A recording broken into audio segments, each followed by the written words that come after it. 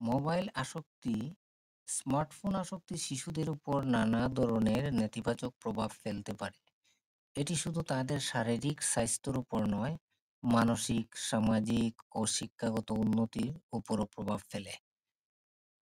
মানসিক ও আবেগিক প্রভাব, মনোযোগের ঘাটতি, দীর্ঘক্ষণ মোবাইল ব্যবহার করলে শিশুরা বাস্তব জগতের প্রতি আগ্রহ হারিয়ে ফেলে, মনোযোগে ধরে রাখতে পারে না। অতিরিক্ত উত্তেজনা ও রাগ, মোবাইল থেকে বঞ্চিত হলে বা রিচার্জ শেষ হয়ে গেলে শিশুরা রেগে যায় বা অস্থির হয়ে ওঠে। নিদ্রাহীনতা, রাতে মোবাইল ব্যবহারের কারণে ঘুমের সমস্যা দেখা দেয়, যা মানসিক বিকাশের বাধা সৃষ্টি করে। একাকিত্ব, সামাজিক প্রভাব, একাকিত্ব, শিশুরা বাস্তব জীবনের বন্ধু ও পরিবারের সঙ্গে সময় না কাটিয়ে ভার্চুয়াল জগতে মগ্ন থাকে। সমাধান এবং প্রতিরোধের উপায়, সময়সীমা নির্ধারণ করুন, প্রতিদিন কতক্ষণ মোবাইল ব্যবহার করা যাবে তা নির্দিষ্ট করে দিন।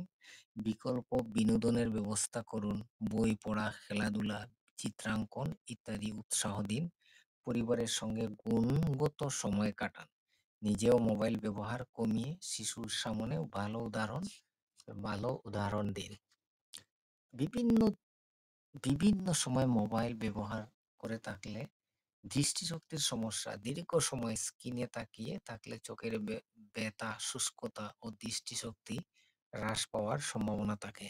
শরীরচর্চার অভাব, মোবাইল আসক্ত শিশুদের বাইরের খেলাধুলার প্রতি আগ্রহ কমে যায়, ফলে স্থূলতা, অবসিটি বা দুর্বল গঠন দেখা দিতে পারে। মাথা ব্যথা, ঘাড় ব্যথা, মোবাইল ব্যবহার অস্বাভাবিক ভঙ্গির কারণে এসব সমস্যা হয়। শিক্ষাগত প্রভাব, পড়াশোনায় অমনোযোগ, মোবাইল গেম বা ভিডিওতে বেশি সময় কাটানোর ফলে পড়াশোনায় আগ্রহ কমে যায়।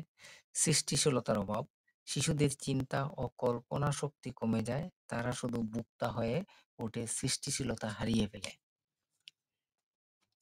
মোবাইল ফোনের ব্লু লাইট শিশুদের চোখের জন্য ক্ষতিকর হতে পারে, বিশেষ করে দীর্ঘ সময় ধরে যদি তারা মোবাইল, ট্যাবলেট বা অন্য স্ক্রিনের দিকে তাকিয়ে থাকে। ব্লুরে ব্লু লাইট কি? ব্লুরে নীল আলো হলো দৃশ্যমান আলো